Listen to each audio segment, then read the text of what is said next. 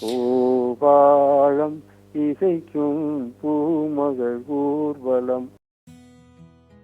பாடலாசிரியர் கவிஞர் முத்துலிங்கம் அவர்களது பிறந்த நாளில் ஒரு சிறப்பு பகிர்வோடு உங்களை சந்திக்கின்றேன். 2011ஆம் ஆண்டிலே கவிஞர் முத்துலிங்கம் அவர்களை வானொலிக்காக நான் பேட்டி எடுத்திருந்தேன்.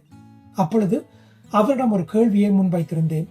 80களின் இயக்குநர்களிலே கே பாக்யராஜ் அவர்கள் இவரை தொடர்ச்சியாக பயன்படுத்தியிருந்தார். அதனுடைய பின்னணி என்ன என்று கேட்டிருந்தேன். அதற்கான பதிலையும் முத்துலிங்கம் அவர்கள் வழங்கி இருக்கின்றார். அதை இன்னும் சில நிமிடங்களிலே கேட்க இருக்கின்றீர்கள். இதற்கு முன்னர் இன்னும் ஒரு தகவலை இந்த இடத்திலே சொல்ல வேண்டும். சமீபத்திலே கே பாக்யராஜ் அவர்கள் தன்னுடைய பேட்டி ஒன்றிலே என்னுடைய கேள்விக்கான பதிலை விளக்கமாக சொல்லியிருக்கின்றார். அதாவது, எம்ஜிஆர் அவர்களோடு இணைந்து பணியாற்றிய பாடலாசிரியர்கள் ஒரு கட்டத்திலே வாய்ப்பு இல்லாத சூழல் எழுந்த பொழுது அவர்களை தான் பயன்படுத்தினால் தொடர்ச்சியாக அவர்களை வேறு பல இசையமைப்பாளர்களும் பயன்படுத்துவார்கள் என்ற நோக்கிலே தான் பயன்படுத்தியதாக குறிப்பிட்டிருந்தார். இனி பாடலாசிரியர் முத்துலிங்கம் அவர்கள் நான் கேட்ட கேள்விக்கு கொடுத்த பதிலை தொடர்ந்து கேட்போம். குறிப்பாக 80களிலே பாக்யராஜ் அவர்கள் உங்களை அதிகம் பயன்படுத்தியதாக எனக்கு தோன்றுகின்றது. அப்படியா? ஆமா, பாக்யராஜ் படம் அவருடைய முதல் படம் டைரக்ட் பண்ணும்போது அந்த சுவர் இல்லாத சித்திரங்கள்ல இருந்து இது நம்மாடு வரையிலும் பல படங்களுக்கு எழுதினேன். அவரு பல படங்கள் எழுத வச்சார். அதுல ஒன்னும் முத கார் வாங்குறதுக்கு எனக்கு 5000 ரூபாய் கொடுத்தவரும் அவர் தான் ஆரம்பத்துல. அவர் படங்கள்ல குறிப்பிட்டு சொல்ல வேண்டும்னா 2-3 பாட்டை சொல்லலாம். அதாவது முந்தானை முடிச்சுங்கிற படம் ஏவிஎம். அதுல சின்னஞ்சிறு கிளியே, சித்திர பூவிழியே, அன்னை மனம் எங்கும் தந்தை மனம் தூங்கும், நாடகம் என்னடான்னு அப்படின்னு வரும். அது எப்போதுமே அவர் இப்ப இரவு நேரத்துல தான் பாட்டு எழுத கூப்பிடுவார். அது மாதிரி 10 மணிக்கு தான் கூப்பிடுவாரு. போயிட்டு 4 மணி யாரையிலும் ஆகும். அப்படி எழுதிய பாட்டு தான் அந்த முந்தானை முடிச்ச சின்னங்கிரி படம் பாட்டு. அப்புறம் அதுக்கு முன்னால மௌன கீதங்கள்னு ஒரு படம். அதுல அது கங்கை மரம் மியூசிக் மௌன கீதங்கள். அதுல daddy daddy oh my daddy உன்னை கண்டாலே ஆனந்தமே அப்படிங்கிற பாட்டு அவர் படத்துல அதுவும் பிரபலமான பாட்டு. அது ஆங்கில வார்த்தையெல்லாம் இருக்கிறதுனால நான் அந்த பாட்டை பத்தி அதிகமா அங்கேயும் சொல்றதில்ல. அப்புறம் தூரல் நின்று போச்சுன்னு ஒரு படம்.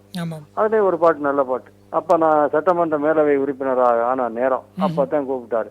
அதுல பூபாடம் இசைக்கும் பூபாடம் இசைக்கும் பூமகள் ஊர்வலம் அப்படின்னு ஒரு பாட்டு. இது மாதிரி பல படங்கள்ல அவர் என்ன எழுதி வச்சிருக்கிறாரு.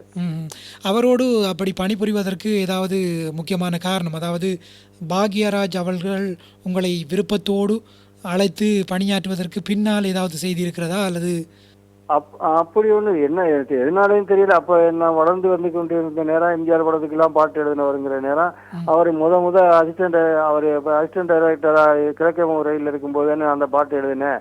அப்ப இருந்து நம்ம அதுல இருந்து மேல கொஞ்சம் விருப்பம். அது எதனால அந்த விருப்பம் வந்ததுன்னு தெரியாது. அந்த கிழக்கே ரயில்ல கூட அப்ப எப்படி அவர் கொஞ்சம் நெருக்கம் ஏற்பட்டுச்சுன்னா, நாங்க ஒரு ஹோட்டல்ல இருந்து எழுதிக்கிட்டு இருந்தோம். போட்டு ராஜா டியூனை கொடுத்துட்டு ஒரு இடத்துக்கு போயிட்டு வரேன், அது கூட எழுதுங்கன்ட்டு நான் எழுதிக்கிட்டு இருக்கும்போது இப்ப அந்த பல்லவி மாஞ்சோடை கிளிதான்னு சொன்னோம்ல, அதுல சரளத்துல ஒரு வரி வரும். கரும்பு வயலே குறும்பு மொழியே இளமை எனும் தனிமை நெருப்பு எனக்கும் பருவம், கரும்பு வயலே குறும்பு மொழியேன்னு வரும். அதுக்கு பதிலா வேற ஒண்ணு எழுதி இது நல்லா இருக்கா அது நல்லா இருக்கான்னு கேட்டேன் அங்க இருந்த ஒருத்தரை. இது இந்த ராதிகாவின் பாத்திர படைப்புப்படி கரும்பு மொழியே கரும்பு வயலே குறும்பு மொழிங்கிறதா நல்லா இருக்கு அப்படின்னாரு. சரி, பாரதிராஜா அப்புறம் திரும்பி வந்தாரு. வந்து பாட்டை பார்த்துட்டு இந்த ராதிகாவின் பாத்திரப்படி கரெக்டா இருக்கியா, கரும்பு வயலே குறும்பு மொழிங்கிறது நல்லா இருக்கு அப்படின்னாரு. உடனே அவரை பார்த்தேன், சிரிச்சாரு. நான் பாரதிராஜா கேட்டேன், ரொம்ப புத்தி கூர்மை உள்ளவரா இருக்கிறாரு, யாரு உங்க பேர் என்னன்னு கேட்டேன்.